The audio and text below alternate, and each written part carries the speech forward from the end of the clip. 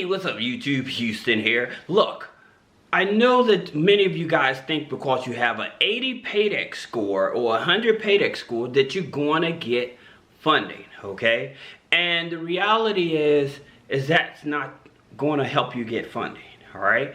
Now, many of you all may think that, oh, I know all about my Dunn and Bradstreet file because I got an 80 Paydex score or whatever. Well, the reality of it is there's more to your Dunn and Bradstreet file than a Paydex score, okay? And in this video, I'm going to break it down so you can actually understand of why some financial institutions will pass you over because you have a weak Dunn and Bradstreet file, all right? Now, my thing is, I always tell people is don't buy a Dunn's number.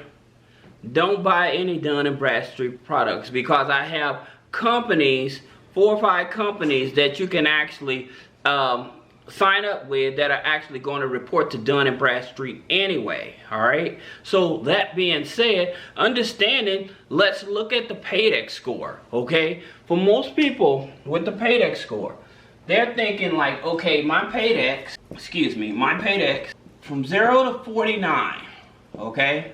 That's bad, okay?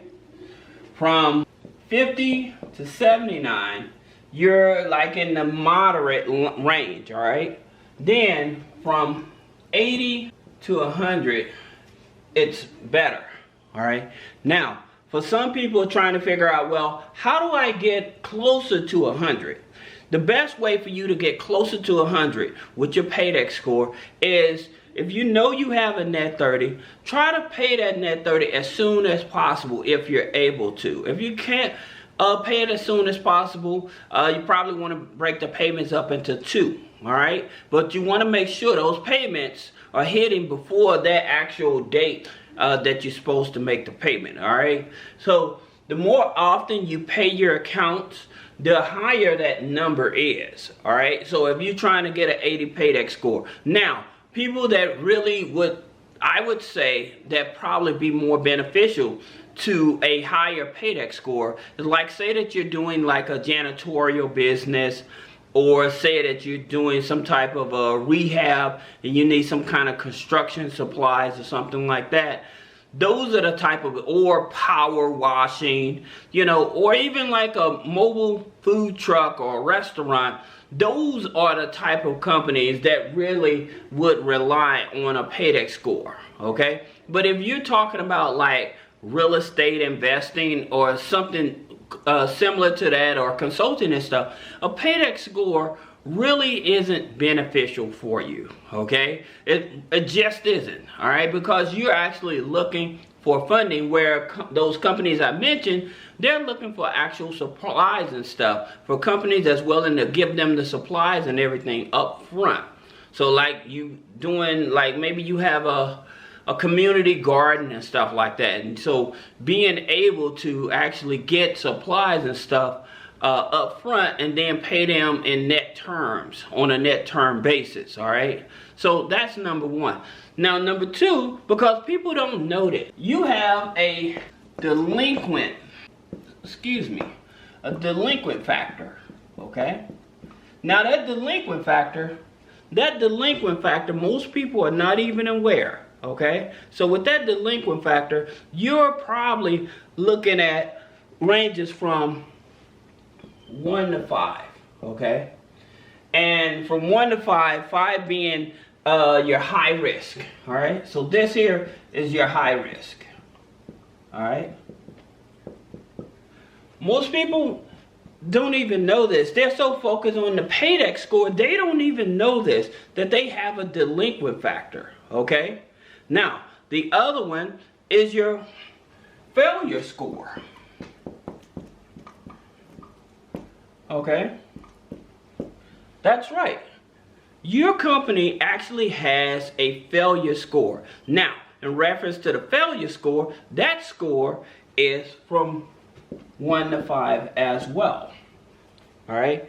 Now, some of you all may be wondering like, well, how do I get a perfect score with Dunn and Bradstreet? And I'm going to tell you some of the factors about that, because there's one key element that most people totally ignore when they're trying to get in good or trying to get a good rating from Dun and Bradstreet. And I'm gonna teach you what that one element is. All right. Now, you also have a supplier risk. So your supplier risk would go from 1 to 9. All right. So again, 1 being the best, 9 being the worst. So those are your supplier risk. Now, here's something that makes up your whole file. All right. This is your full file here. It's 4 elements. All right. So the first element is the financial data. It's the financial data. Where would Dun and Bradstreet get this data from? You a new business, just starting out. You're like, okay, I don't have any financial data, right? Well, your prospectus in terms of your financial statement. This is that key element. Your financial statement. This financial statement tells Dun and Bradstreet what your probability down the road is, okay? What possibly can happen in terms of your earnings with your company and stuff. This is one of the key factors that most people, they have a DUNS number, but they never gave any financial statements, okay? And because they never gave any financial statements, they have a low score. They have a low score because Dun and Bradstreet don't have enough data on them in terms of what it is they need in order to give them a higher score. Now, again, like I said, because you have a higher score with Dun and Bradstreet, that doesn't guarantee you funding, because a lot of financial institutions, they're not looking at your DUNS file, okay? They're focused more on your Experian and your Equifax file, all right? So those are the data points that they're actually looking at with most your major financial institutions. Now, after the financial data, you have your trade payments, okay? So you have your trade, basically. How often are you paying your bills? Are you paying your bills on time? Those are the things that they're actually looking at, your trade payments. Now, you also, this is a bigger one, company size. That's right, your company size. Again, this is the reason I tell you guys, in reference to Dun and Bradstreet, I would not rely on them if I'm trying to get funding, because they have a different data points that they're looking at. And it's not in terms of getting cash capital. It's all about in terms of getting trade capital, like vendor credit, net 30s, net 20s, net 15s. Okay, that's what their system is basically doing for us, a lot of creditors. Now, are there lenders out there that may look at your DUNS file and determine if how much they want to give you and stuff like that, or if they want to give you funding? Absolutely, there are, but it's very few. But the majority of the lenders and stuff, they're looking at what is your Equifax and your Experian file. Now, the interesting thing about this, Dun and Bradstreet back in 2011, they teamed up with TransUnion so that they can try to actually give you a business credit file. Like where we used to be able to get your DUNS number for, now because of them partnering up with TransUnion, then you have to pull your TransUnion file. Okay, so by us not knowing certain personal information on you, then we couldn't get your DUNS number anymore. All right, so that's the reason why most people are not even aware about the relationship with Dun and Bradstreet and TransUnion. Okay, that's just a little side note. Now, in terms of years in business, now, why is this important? Because with most banks, all right, with most banks, if they're trying to give you a loan, and this is the reason why I tell guys, please stay away from going to the bank to get a loan, because they want you to be in business for at least 18 months to 24 months in terms of a loan. That's the reason you want to start out, like if you're going to American Express, Chase, Capital One, you want to start out with business credit cards. and then seeing if they actually offer lines of credit as well. But you don't want to go after the loans with the major banks, because with the major banks, because it's too much red tape. Okay, it's too much red tape.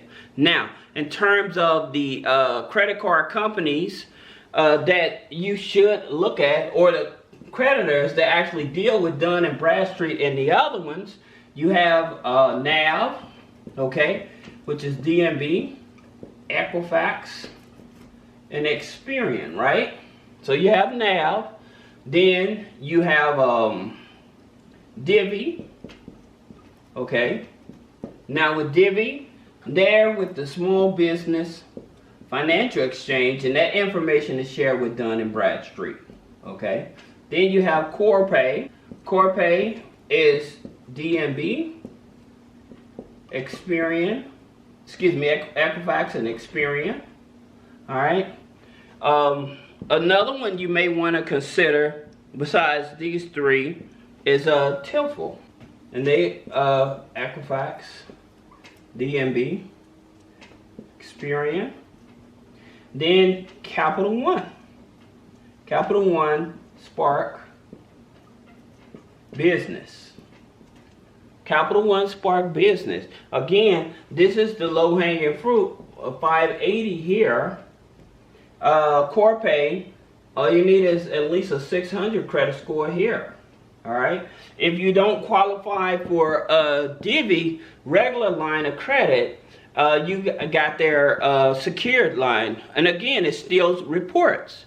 So this is why I tell you guys, it's certain net 30s I would be going for if I'm actually going after funding. If I'm just trying to build up just a Paydex score so I can get more equipment and stuff like that, then I would still use these here. Also, your bank, depending on which bank you're actually banking with. Like I said, people would think, oh, I'll go to Navy Federal, but Navy Federal is a financial institution with their business credit cards and business line of credit. They don't report to the Business Credit Bureau. So that's the reason you may not want to go with them, and you may want to go with Capital One, Chase, or American Express. All right, but now you know that there's more to your Dun and Bradstreet file than just the Paydex score, because most people don't look at that. And the top score, and they have